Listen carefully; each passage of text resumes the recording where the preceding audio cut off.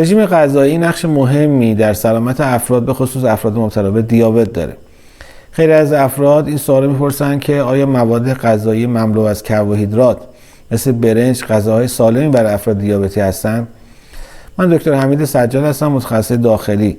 تو این ویدیو میخوام درباره این مطلب صحبت کنم که افراد دیابتی میتونن برنج بخورن یا نه.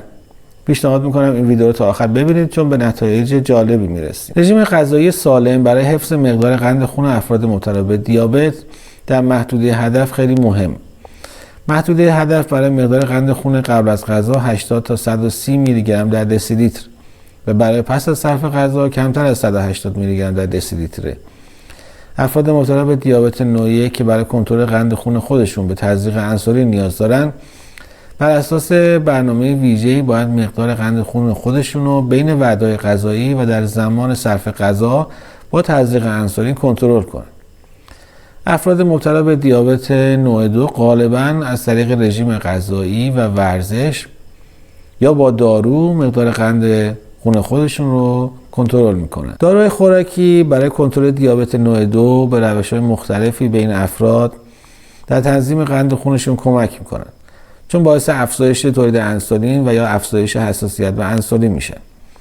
افراد مبتلا به دیابت باید دارای برنامه‌های درمانی مختلفی باشن و تغذیه، ورزش و داروهاشون رو باید طوری تنظیم کنن که سطح قندشون به بهترین وجه تنظیم بشه. برای رسیدن به محدوده هدف قند خون و تنظیم داروها و نحوه تغذیه و ورزش میتونن از مشورت پزشکشون استفاده کنن. کربوهیدرات ها به عنوان منبع مهم انرژی برای بدن خیلی مهمن. کربوهیدرات ها در غذاهای نشاسته‌ای، در غذاهای شیرین طبیعی یا در محصولاتی که با اونها قند افزوده شده پیدا میشه. اگه تا حالا در یوتیوب برای دنبال نکردین، همین حالا دکمه سابسکرایب رو که در پایین ویدیو هست کلیک کنین تا اگه ویدیوی جدیدی منتشر کردم در جریان بروزترین و معتبرترین اطلاعات پزشکی قرار بگیرید. از جمله غذاهای حاوی کربوهیدرات میشه به غلات، سبزیجات، حبوبات، میوه‌جات، محصولات لبنی و شیرینی ها اشاره کرد. کربوهیدرات ها در دستگاه گوارش به مولکول‌های قند تجزیه میشن و وقتی که مولکول‌های قند در دستگاه گوارش وارد جریان خون میشن، بدن با تولید هورمون انسولین به ورود این مولکول‌ها به سلول‌ها کمک میکنه. وقتی که سلول‌ها مولکول‌های قند رو از خون جذب میکنن، غلظت قند در خون کم میشه.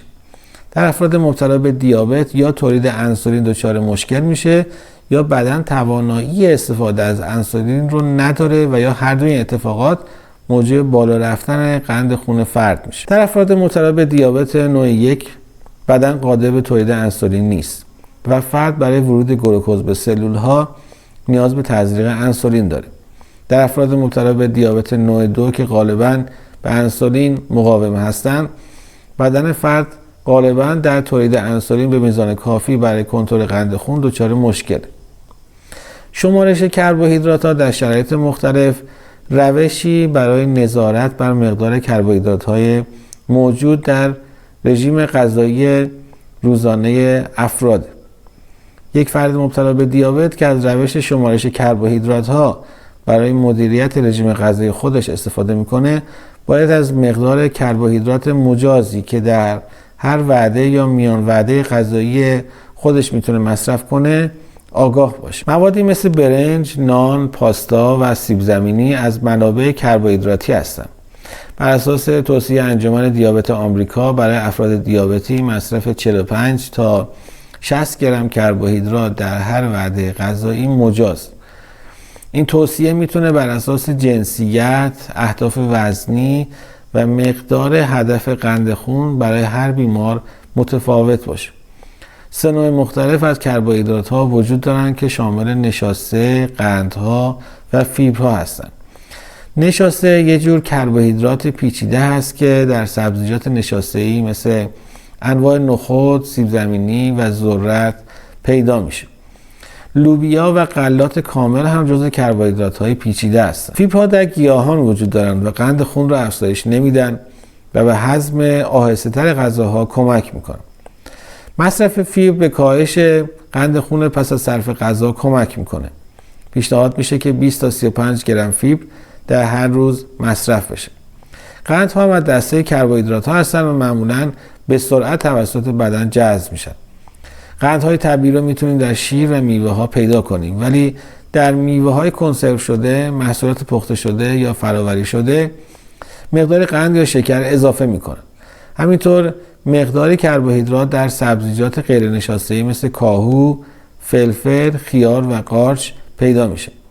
مقدار کربوهیدرات موجود در این غذاها به دلیل وجود مقادیر زیاد آب در اونها پایین‌تر هست. برای مثال نصف فنجان خیار حدود 2 گرم کربوهیدرات داره.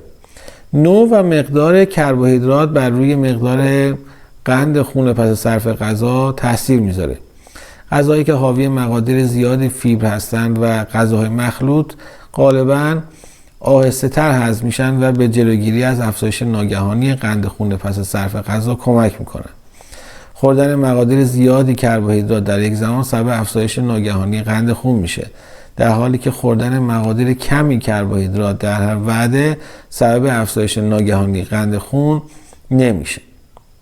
اما رسیدیم به سوال اساسی این بحث که آیا خوردن برنج برای افراد دیابتی مضر هست یا خیر؟ غذاهایی با مقادیر زیاد کربوهیدرات مثل حبوبات، غلات، ماکارونی، برنج و سبزیجات نشاسته‌ای برای افراد دیابتی ممنوع نیست، ولی میشه اونها رو در حد اعتدال مصرف کرد.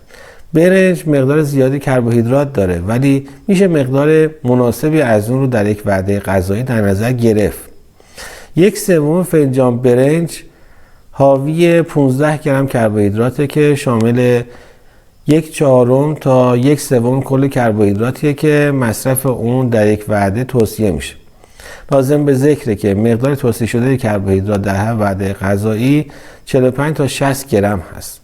یه وعده غذایی باید شامل پروتئین های سالم و چربی ها هم باشه که میتونن به کم کردن تاثیر برنج بر مقدار قند خون کمک کنن. سوال بعدی اینه که آیا بعضی از انواع برنج از انواع دیگه سالم ترن؟ به طور کلی بعضی از انواع غلات از سایر انواع برای مدیریت دیابت مناسب تر هستن. مقیاسی به نام شاخص گلایسمیک نشون میده سرعت هضم غذاها به قند و جذب اونها به خون چقدر. هرچه شاخص گلایسمیک غذایی بالاتر باشه، مقدار قند خون با سرعت بیشتری افزایش پیدا میکنه و باید در خوردن اون غذا دقت کرد و حجم محدودی از اون رو مصرف کرد و یا همراه با غذاهایی با شاخص گلایسمیک پایین مصرف کرد. برنج سفید که در واقع یه جور برنج فرآوری شده هست، چون فیبر خودش رو از دست داده دارای شاخص گلایسمیک بالاییه، در حالی که برنج قهوه‌ای که دارای فیبر بیشتری هست دارای شاخص گلایسمیک پایینتری هست که البته بسته به نوع اون متفاوت. انواع مختلف برنج دارای شاخص‌های گلایسمیک متفاوتی هستند. برنج‌های دانه بلند و برنج باسماتی دارای شاخص گلایسمیک پایینتری نسبت به برنج‌های دانه کوتاه و سفید هستند. غلات تهیه شده از برنج یا کیک‌های برنج گاهی به عنوان مواد غذایی رژیمی معرفی میشن، در حالی که این مواد دارای شاخص‌های گلایسمیک بالایی هستند و برای وعده‌های غذایی سالم مناسب نیستند. غذاهایی که حاوی مقادیر زیادی فیبر هستند دارای فواید درمانی خاصی هستند که از جمله اونها میشه به کنترل قند خون، کمک به اجابت مزاج و کاهش کلسترول اشاره کرد. غلات کامل دارای فیبر بیشتری نسبت به غلات تصفیه شده و بدون پوسته هستند. بهتره در انتخاب و خرید غلات به برچسب تغذیه اونها برای بررسی میزان فیبرشون دقت بشه. یادتون نره این ویدیو رو لایک کنید و برای دوستاتون هم بفرستید تا اونها هم در جریان اطلاعات قرار بگیرن. اگر احیانا هست سوال پزشکی دارین خوشحال میشم در قسمت کامنت جوابتون رو بدم.